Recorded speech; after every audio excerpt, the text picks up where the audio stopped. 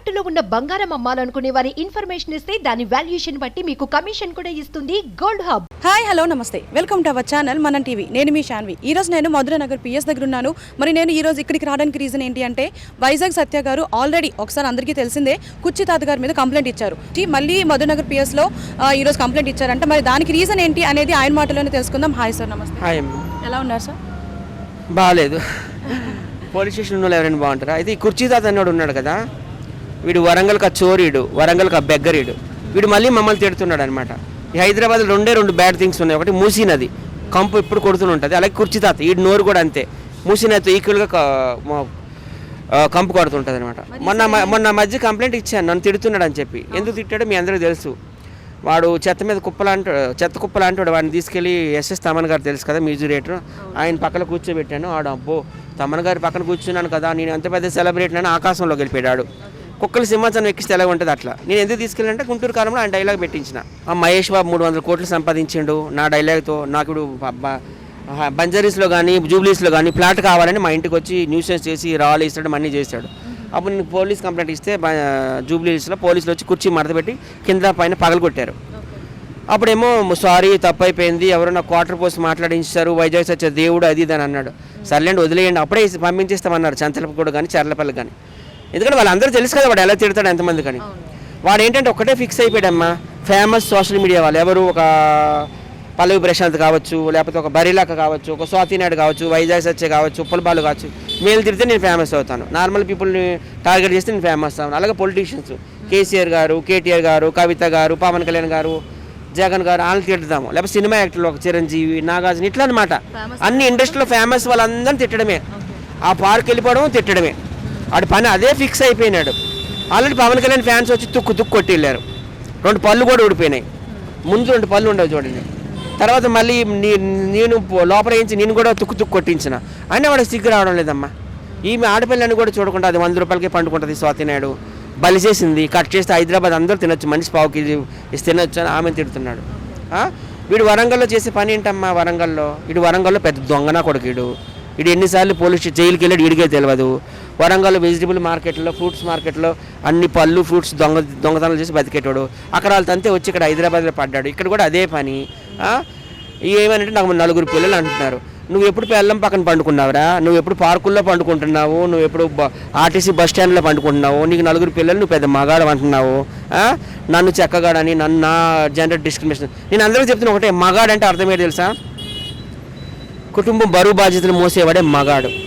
ఇప్పుడు నేను మగాడిని, ఎందుకంటే నేను ఒక ఈవెంట్కి వెళ్ళానంటే 5,000 10,000 తెచ్చుకుంటా. నేను జూబ్లీహిల్స్ బంజారీస్కి వెళ్తే ఎంత పెద్ద సెలబ్రిటీ అని నాకు గేట్లు తీస్తారు, సత్య గారు రండి అంటారు. కావాలంటే దిస్ ఈజ్ వైజాగ్ సత్య అనే యూట్యూబ్ ఛానల్ ఓపెన్ చేయండి.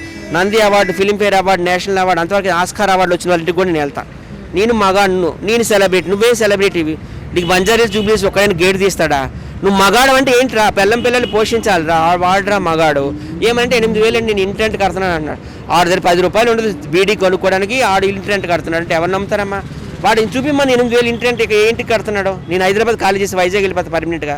ఆడికి ఒక ఇల్లు లేదు, వాకలు లేదు, ఎవ్వరూ లేరమ్మా. లోకం మీద పడడం, అందరినీ తిట్టడం, ఆడి పని అదే. అసలు ఈ సొసైటీ ఎటు వెళ్ళిపోతుంది? ఈ సమాజం ఎటు వెళ్ళిపోతుంది? అమెరికా జర్నీ, రష్యా, ఫ్రాన్స్ లాంటి దేశాలు అయితే ఇలాంటివన్నీ షూట్ చేస్తే అప్పుడే చంపేస్తారు. ఇలాంటి చీడ పురుగులు ఉంచరు. హైదరాబాద్కి చీడ పురుగులా తయారయ్యాడు. ప్రతి ఒక్కరిని తిట్టాడు. నిన్న కాక మొన్న ఒక ఇంటర్వ్యూ చూడండి, గాంధీ భవన్కి వెళ్ళాడు. రేవంత్ రెడ్డి అపాయింట్మెంట్ కావాలట. ఆయన అపాయింట్మెంట్ ఈయనకి ఎందుకు ఇస్తాడు? ఈ అడక తినేటోడికి, ఈ ముషినా కొడుకి. ఆయన 6 నెలలు దించేస్తా అంటున్నాడు పదవి నుంచి. మళ్ళీ మహేష్ బాబు అపాయింట్మెంట్ కావాలట. ఆయన అంత సూపర్ స్టార్, ఈయనకి ఎందుకు ఇస్తాడు అపాయింట్మెంట్? ఇలాంటి ముషినా కొడుకులకి ఇస్తారు, ఇలాంటి చీడ పురుగులకి ఇస్తారు చెప్పమ్మా. వాడు ఏమనుకుంటున్నాడు? వాడు ఒకప్పుడు మురుకు బట్టలు వేసుకొని చిరిగిపోయిన బట్టలు వేసుకుంటే నా దగ్గరకు వచ్చినా నేను సూటు బూట్లు వేయించా, కావాలి యూట్యూబ్లో చెక్ చేయండి. వాడు ఒకప్పుడు రోడ్ల మీద నడిచేటోడు నేను బెంచ్ కార్లు ఎక్కించిన, ఆడి కార్లు ఎక్కించిన.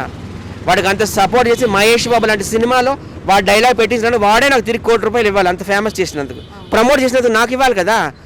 నేను లక్షలు సంపాదించాను అంటున్నాడు. ఆడు ఏమైనా సినిమాల్లో చేశాడా, టీవీ సీరియల్లో చేశాడా, లేకపోతే కాల్గేట్, థమ్స్అప్, సంతూర్ యాడ్లు చేశాడా? కృష్ణకాంత్ దగ్గర కూర్చుంటాడు, ఆలీలు తిడతాడు, ఆలీలు వచ్చి ఒక 50 అందిస్తారు. లక్షలు సంపాదించడానికి ఆడు ఏమైనా నషీరుద్దీన్ ఓంపురియా, లేకపోతే అమరీష్ పురియా, నషీరుద్దీన్ షా, లేకపోతే ప్రకాష్ రాజా, లేకపోతే కోట శ్రీనివాసరావు, ఎవడ ఆడికి అంత డబ్బు ఇస్తారు చెప్పండి అమ్మా? ఇండస్ట్రీలో సోషల్ మీడియాలో ఏమి ఇస్తారు తెలియదు. ఇప్పుడు మీకు ఎంట్రీ ఇస్తున్నాం, ఏమైనా డబ్బులు తీసుకుంటున్నామా? ఏమి తీసుకోరు కదా. అలాగే అందరినీ బ్లేమ్ చేయడం, అందరిని తిట్టడము. నిజంగా ఆ చీడ పురుగుని ఏదో ఒకటి చేయాలి మీ హైదరాబాద్. స్వాతి నాయుడు గారు మిమ్మల్ని కూడా చాలా మాట్లాడినారు కదా, మరి మీరు ఏ విధంగా respond అయ్యారు? అవునండి. అంటే ఇప్పటిదాకా నేను అతన్ని ఏం అనలేదు. కానీ ఇప్పుడు అతను ఇలా నా మీద ఇలా మాట్లాడడం అనేది నాకు చాలా హర్టింగ్ అనిపించింది. వెంటనే ఇంకా స్టేషన్కి వచ్చాము, ఇంకా కంప్లైంట్ ఇచ్చాము. ఖచ్చితంగా గట్టి యాక్షన్ తీసుకోమని నేను కూడా చెప్పాను. ఎందుకంటే వాడి పర్సనల్ విషయాలు నాకు చాలా తెలుసు. అంటే వాడి పెళ్ళం గురించి నాకేం చెప్పాడు, తర్వాత వాడి గర్ల్ ఫ్రెండ్, ఇదంతా నాకు తెలుసు, వాళ్ళ కూతురు, ఇవన్నీ నాకు తెలుసు. కానీ నేను ఎప్పుడెక్కడ ఏం మాట్లాడలేదు కదా వాడి గురించి, కానీ ఏం మాట్లాడు. కానీ ఇవాళ రోజున వాడు నా గురించి ఇంత బ్యాడ్గా మాట్లాడాల్సిన అవసరం ఏంటి? వాడు ఎప్పుడన్నా నన్ను చూసిండా? వాడే ఇంకా నేను సత్య వాళ్ళ ఇంటి దగ్గర నన్ను ఒకసారి ఇబ్బంది కూడా పెట్టిండు. అప్పుడు కూడా నేను ఇంకా లేచి పక్కకు వచ్చేసిన. నేను ఒక యాజ్ అ ఫాదర్గానే నేను చూసిన, అంతకుమించి ఏం లేదు. చెప్తాడు నాకు కలిసినప్పుడల్లా నా వైఫ్ నేను శారీరకంగా కలవట్లేదు, నేనే కావాలని దూరం పెడుతున్నా, నేను కలిస్తే నా పిల్లం చచ్చిపోతుంది, ఇవన్నీ మాటలు చెప్పాడు. మరి ఇప్పటిదాకా నేను అవన్నీ బయటకు చెప్పలే కదా ఇప్పుడు. మరి ఇవాళ రోజున నువ్వు నా గురించి లేనిది కల్పించి బ్యాడ్గా చెప్పాల్సిన అవసరం ఏంటి? కాబట్టి నేను కంప్లైంట్ ఇచ్చాను. నేను ఎవరి జోలికి వెళ్ళను, నా లైఫ్ నేను ఉంటాను, నా జోలికి వస్తే నేను ఊరుకోను. ఒక వేస్ట్ ఛానల్ వాడు ఒక చెత్త ముండని పెట్టుకుని సత్యాన్ని నన్ను తిట్టిపిస్తున్నాడు. అది వాడు కూడా త్వరలోనే వాడి ఛానల్ ముక్కలైపోద్ది, వాడు నాశనం అయిపోతాడు. అట్లా నీ తాతను కూడా మొత్తం శుభ్రంగా స్టేషన్లో వేసి మొత్తం కుల్లబడు. ఆవిడ ఎవరు? అది ఉంది ఒక చెత్త ముండ, అది దాని పేరు ఎందుకు కానీ దాన్ని ఫేమస్ చేయాల్సిన అవసరం లేదు. అది ఒక చెత్త ముండ. ఆ చెత్త నా కొడుకు నాకు జాబ్ ఇస్తానన్నాడు, నేను తీసుకెళ్ళి దీన్ని పరిచయం చేసిన, నన్ను పక్కన పడేసి వాళ్ళిద్దరూ కలిసి సరే చేస్తే చేసుకోండి, మీ ఇద్దరు అంతా అయస్కాంతాలు అతుక్కుని దాన్ని ఉంచుకున్నాడు, చేసుకోవచ్చు. కానీ ఆ ముండ నా గురించి, నేను ఫ్రెండ్ అని తీసుకెళ్ళి పరిచయం, నా గురించి బ్యాడ్గా మాట్లాడడం, ఈ ముండా కొడుకుని తాతని పిలిచి దగ్గరుండి పక్క నవ్వుకుంటూ వీడియోలు చేయడము. నువ్వెంత, నీ బతుకెంత, నా కాలు గోటికి కూడా సరిపోవు. నువ్వు దగ్గరుండి ఆ ముసలోడి చేత నన్ను తిట్టిపించడము. ఎక్కడికి పోవు, కర్మ విల్ కమ్ బ్యాక్. మీ మీరే పోతారు, మీరే నాశనం అవుతారు. అది నేర్పిస్తున్నా. ఇంకోసారి కనుక నా గురించి బ్యాడ్గా ఈ ఒక చెత్త నా కొడుకు ఛానల్ ఉన్నాడు, ఆ ఒక చెత్త ముండ ఉంది, ఇంకోసారి కనుక నా గురించి బ్యాడ్గా మాట్లాడితే ఈసారి మీ మీద కంప్లైంట్ ఇస్తా, బయటకు రాకుండా మొత్తం మూయిస్తా. వైజాగ్ సత్య గారు ఇప్పుడు ఆల్రెడీ మీరు పోలీస్ స్టేషన్కి వెళ్ళి కంప్లైంట్ ఇచ్చారు, మరి పోలీసులు ఏమన్నారు? మన లోపల వేస్తామన్నా, ఎఫ్ఐఆర్ అయితే అయ్యింది, వాడు ఎక్కడ కనబడితే అక్కడ వేసేద్దాం అంటున్నాం. మేము ఆల్రెడీ చూసాం, ఇప్పుడు కనబడలేదు, ఎక్కడొక్కడ తిరుగుతున్నాం, వేస్తామన్నమాట. వాడు నిజంగా సొసైటీకి ఒక చీడపురుగులా తయారయ్యాడమ్మా.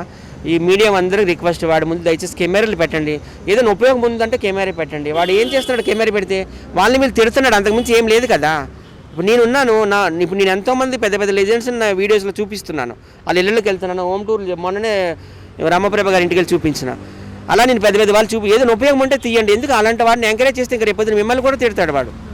సో దయచేసి నేను మీడియాకి చేసే రిక్వెస్ట్ అదే, అలాంటి వాళ్ళని మీరు దయచేసి ఎంకరేజ్ చేయకండి.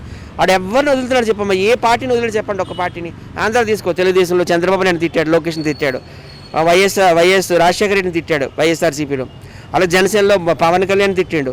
మళ్ళీ ఇక్కడికి వస్తే కేసీఆర్ని, కేటీఆర్ని, రేవంత్ రెడ్డిని ఎవరిని వదులుతున్నాడు ఆడు? సినిమా యాక్టర్ని ఎవరిని వదులుతున్నాడు ఆడు? సోషల్ మీడియా స్టార్స్ని ఎవరిని వదులుతున్నాడు? వాడు అదే ఫిక్స్ అయిపోయాడు, నేను అందరిని తిడతాను, ఫేమస్ అయిపోతాను, అందరిని తిడతాను, ఫేమస్ అవుతాను. నైట్ టైం ఏమో ఈ బళ్ళు కట్ చేసుకొని ఫ్రూట్స్ అవి ఇవి తినేస్తున్నాడు. పెద్ద దొంగయ్యేది వాడు.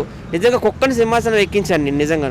వాడు ఎక్కడో రోడ్ల మీద ఉండేటువంటి తీసుకెళ్ళి సినిమాలో డైలాగ్ పెట్టి అన్ని ఫేమస్ చేయడం, అది తిరిగి నాకే చుట్టుకుందమ్మా. ఆల్మోస్ట్ 1 month బ్యాక్ మీరు ఆల్రెడీ పోలీస్ కంప్లైంట్ ఇచ్చారు కదా? మడత పెట్టాను, వాడికి పోలీస్ స్టేషన్లో తుక్కు కొట్టారు, అన్నీ అయినాయి. ఆయన బుద్ధి రావడంలా. ఈ మధ్యలో మీరు ఎప్పుడు ఆయన కాంటాక్ట్ అవ్వడం? అసలు అవ్వలేదు. ఇంకెందుకమ్మా, ఇంకా సరిపోదు ఇంకా నాకు అది. వాడు ఏమంటే నేను సత్య మగాడు కాదంటాడు. మగాడు అంటే పిల్లల్ని రోడ్ల మీద వదిలేయడం కాదురా, పార్కుల్లో పండుకోవడం కాదురా. మగతనం అంటే ఒక ఇల్లు తీసుకో, రెంట్ కట్టు, భార్య పిల్లల్ని పోషించు, అది అసలు మగతనం అంటే. అర్థమవుతుందా? కుక్కలు కూడా సంసారం చేస్తే పందులు కూడా పిల్లలు పెడతాయి, అది మగతనం అనిపించుకోదు. మగతనం అంటే గౌరవంగా సొసైటీలో బతకాలి. ఇప్పుడు ఆయన సినీ వాళ్ళు, మీన్ సెలబ్రిటీస్ అని ఎవరు తేడా లేకుండా తిడుతూనే ఉంటారు కదా, అంటే అది ఆయన మెంటల్ స్టెబిలిటీ బాగాలేకనే లేదంటే కావాలనే? వాడు మెంటలోడు కాదు, వాడు మంచి మైండే ఉంది వాడికి. కాకపోతే అందరిని తిట్టి ఫేమస్ అవ్వాలి. ఫేమస్ అయితే ఇంక నన్ను ఎక్కడో పెట్టేస్తారు. ఇంతకుముందు ఒక డాన్స్ మాస్టర్ అట్లానే కదా అందరిని తిట్టేవాడు, చిరంజీవిని, బాలకృష్ణ, ప్రతి ఒక్కరు తిట్టేవాడు కదా ఆయన కూడాను. ఫిల్మ్ ఇండస్ట్రీ వాళ్ళు ఆయన తరిమిస్తే మా దగ్గరికి వచ్చాడు, సోషల్ మీడియా వాళ్ళ దగ్గరికి. మేము ఇలాగ ఆర్టిస్టులు 10 మంది కలిసి ఆయనతో రియాలిటీ షోలు చేసి ఆయన యూట్యూబ్ ఛానల్కి మేమంతా ఇంటర్వ్యూలు ఫ్రీగా ఇచ్చి ఆయన లేపినాం. ఆయన కూడా లాస్ట్లో నల్లగా తిట్టాడు, గోతులోకి పోయాడు. వీడు కూడా పోతాడు, వీడికి కూడా బ్లడ్ క్యాన్సర్ అని సర్టిఫికేట్ ఇచ్చారు అక్కడ గాంధీ హాస్పిటల్లో. దగ్గితే రక్తం పడుతుంది, వీడు పోతాడు త్వరలో. కాకపోతే మనం ఓపిక మీద ఉండాలి అంతే. మేము వదిలేసాము, ఆ రోజు కంప్లైంట్ ఇచ్చాము, లోపల వేయించాము, కోటింగ్ ఇప్పించాము, ఇంకా మంచి బతుకుతాడేమో అని వదిలేస్తే మళ్ళీ ఇక రోజు అదే పని. ఇప్పుడు మళ్ళీ వదిలేస్తారా? ఇంకా మరి వదిలేమా, మీకు లోపలైతే వేయిస్తాం మేము. ఇంకా మా శపథం అది, లోపల వేయించాలని మా శపథం. Thank you. Thank you.